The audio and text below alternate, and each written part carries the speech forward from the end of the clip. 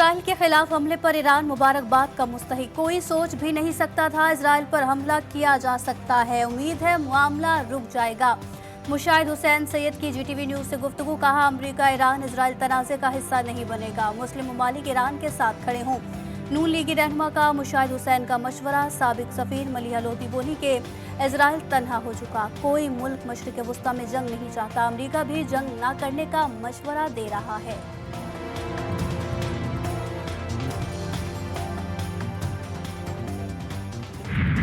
بلوچستان کے نئے گورنر کے لیے جعفر مندوخیل کا نام سامنے آ گیا۔ مسلم لیگ نون نے جعفر مندوخیل کا نام فائنل کر لیا۔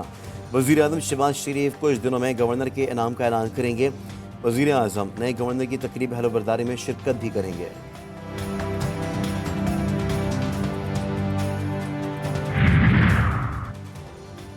سیاست کے بجائے بانی پی ٹی آئی نے طاقت کا استعمال کیا اور اپنے لیے مسائل پیدا کیے۔ وزیر اعلیٰ سندھ مراد علی شاہ نے سابق وزیر اعظم پر اپنے کے لیے خود مسائل پیدا کرنے کے ذمہ دار انہیں قرار دے دیا۔ سیون آمد پر بولے جلسے جلوس کرنا سب کا حق ہے۔ اب انتخابات ہوئے ہیں، اس وقت حکومت مخالف کوئی تحریک جائز نہیں۔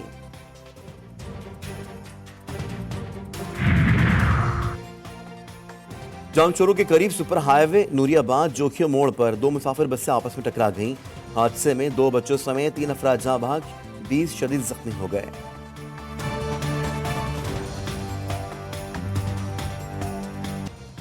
اور کراچی میں گرمی کا زور ٹوٹ گیا۔ مختلف علاقوں میں گرج چمک کے ساتھ بادل برسنے کا سلسلہ جاری۔ وقفے سے ہونے والی بارش سے شہریوں کے چہرے کھل اٹھے۔ تفریح گاہوں میں چھٹی کے دن رش، کھیل کود اور ہلا گلا۔ محکمہ موسمیات کے مطابق بارش کا سلسلہ 15 اپریل کی صبح تک وقفے سے جاری رہے گا۔ ایران کا صہیونیوں کو کرارا جواب۔ اسرائیل پر گولہ بارود کی برسات کر دی۔ 50% ایرانی ڈرونز اور کروز میزائل ہدف پر جا لگے۔ اسرائیلی فضائیہ کی ریڑھ کی ہڈی کی حیثیت رکھنے والا اسرائیلی جیٹ طیاروں کا سب سے بڑا اڈا رامون ایئر بیس ایران نے تباہ کر دیا۔ صہیونیوں کی فیصلہ ساز ایوانوں اور اسلحہ ڈپو کو نشانہ بنایا گیا۔ اسرائیلی پارلیمنٹ پر بھی ڈرونز جا لگے۔ میزائلوں کی برسات ہوتے ہی قابض اسرائیلی شہری تل ابیب سے فرار ہونے لگے۔ رونا پیٹنا شروع کر دیا۔ اسرائیل میں اسکول، یونیورسٹیوں اور کیمپ بند، تمام اجتماعات محدود۔ اسرائیل کا اربوں ڈالر کا آئرن ڈوم ناکام ہو گیا۔ ایران کی جانب سے داغے گئے میزائل اور ڈرونز 2 گھنٹے کا سفر کر کے اسرائیل پہنچے۔ ایرانی ہتھیاروں نے عراقی حدود کا استعمال کیا۔ عراقی شہر کربلا سے گزرتے میزائل کی تصاویر سوشل میڈیا پر وائرل۔ میزائل مسجد اقصی اور بیت المقدس کی حدود سے گزرے اور اسرائیلیوں پر قہر بن کر برسے۔ ایرانی حملوں پر اسرائیل کی سیٹی گم۔ نیتن یاہو کو جان بچانے کے لالے پڑ گئے۔ اپنی فوجی قیادت کے ساتھ زیر زمین بنکر میں چھپ گیا۔ تصویر سوشل میڈیا پر وائرل ہو گئی۔ اپنی ناکامی چھپانے لگا۔ شدید نقصان کے باوجود کابینہ اجلاس میں نقصان کم سے کم بتانے پر اتفاق، کہا صرف ایک ہدف نشانہ بنا۔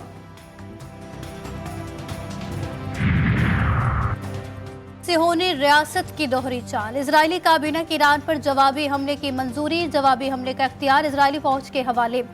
اسرائیل کی درخواست پر سلامتی کونسل کا ہنگامی اجلاس طلب۔ ایرانی حملے کی مذمت کا مطالبہ۔ امریکہ کا ایران کے خلاف جنگ کا حصہ نہ بننے کا اعلان۔ امریکی صدر نے نیتن یاہو کو بتا دیا۔ ٹیلی فونک گفتگو میں جو بائیڈن کا کہنا تھا کہ امریکہ ایران کے خلاف جارحانہ آپریشن میں حصہ نہیں لے گا۔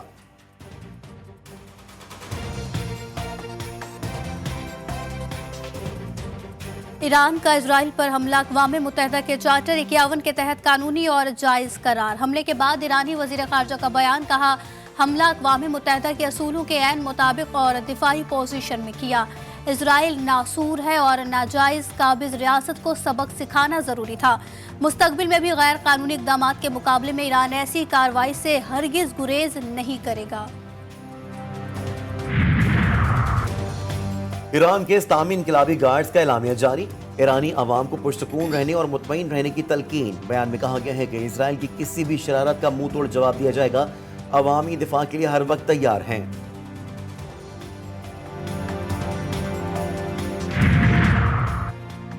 اسرائیل پر ایرانی حملے کے بعد لبنانی تنظیم حزب اللہ کے سربراہ کا معنی خیز ٹویٹ لکھا، خدا کے نام سے خدا کے نام پر اسے بہتا اور گزرنے دو۔ دوسری جانب حزب اللہ اور یمن کے انصار اللہ نے بھی اسرائیل کے خلاف اعلان جنگ کر دیا۔ باخبر ذرائع کا دعویٰ۔ اسرائیل کی جانب سے ایرانی حملے کے جواب میں عراق میں کسی بھی شرارت کا امکان، عراقی تنظیم عدل الشبیح نے الرٹ جاری کر دیا۔ عراقی رضاکار فورسز کو تیار رہنے کا حکم، صہیونی حکومت کے ممکنہ جوابی رد عمل کا مقابلہ کرنے کے لیے عوامی رضاکار فورسز کو الرٹ کر دیا۔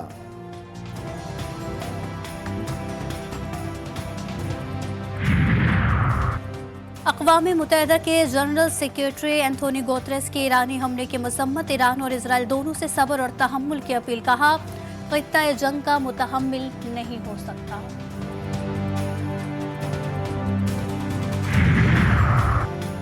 خطے میں کشیدگی، سعودی عرب کا گہری تشویش کا اظہار، تمام فریقین سے انتہائی تحمل کا مظاہرہ کرنے کی اپیل۔ بیان میں کہا گیا ہے کہ سلامتی کونسل عالمی امن و سلامتی برقرار رکھنے میں ذمہ داری پوری کرے۔ خطے میں عالمی امن اور سلامتی کا معاملہ انتہائی حساس ہے، بحران پھیلتا ہے تو اس کے نتائج سنگین ہوں گے۔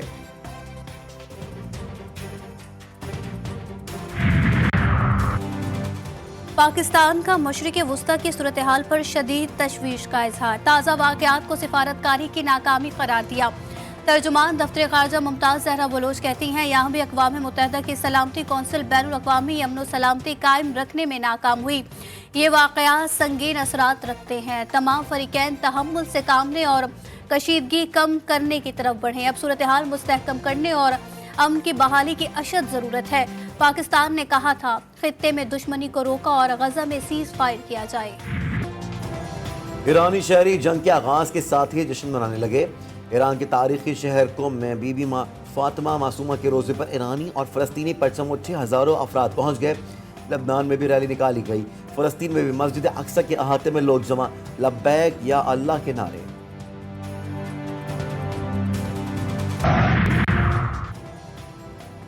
تحریک تحفظ آئین حکومت کو پاش کر دے گی، عمر ایوب کا دعویٰ، کہتے ہیں فارم 47 کی حکومت نہیں چلے گی، پی ٹی آئی کا وقت آنے والا ہے، سابق وزیر اعلیٰ اور ان کی اہلیہ جلد رہا ہوں گے۔ شریف خلجی پیپلز پارٹی سے مستعفی ہو کر تحریک انصاف میں شامل ہو گئے، کہا قیدی نمبر 804 کا ساتھ دے کر سیاسی شعور کا مظاہرہ کریں۔ گورنر بلوچستان کے لیے نون لیگ کے جعفر مندوخیل کا نام، وزیر اعظم کوئٹہ آ کر اعلان کریں گے۔ جعفر مندوخیل کو پی وی 2 زوب سے الیکشن میں شکست ہوئی تھی۔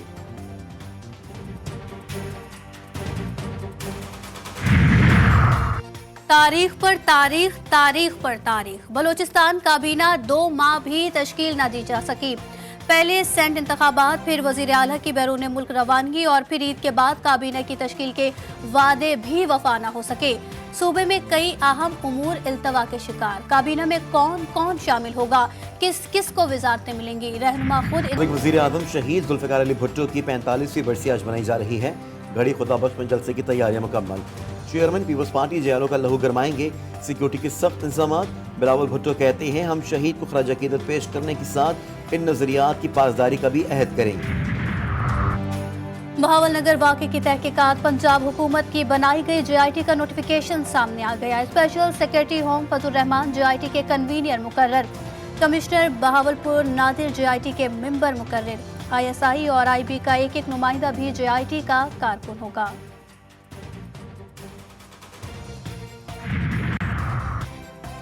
میاں چنو میں دوستوں کے تشدد سے نوجوان قتل، مقتول فخر عباس کو دوست کمالیہ سے محسن بال عید ملنے کے لیے لائے، رات گئے ڈیرہ نوبہار کاٹھیا پر دوستوں نے تشدد کیا اور لاش اسپتال پھینک گئے، اہل خانہ کا الزام، اسپتال انتظامیہ کے مطابق مقتول کے جسم پر بدترین تشدد کے نشانات ہیں۔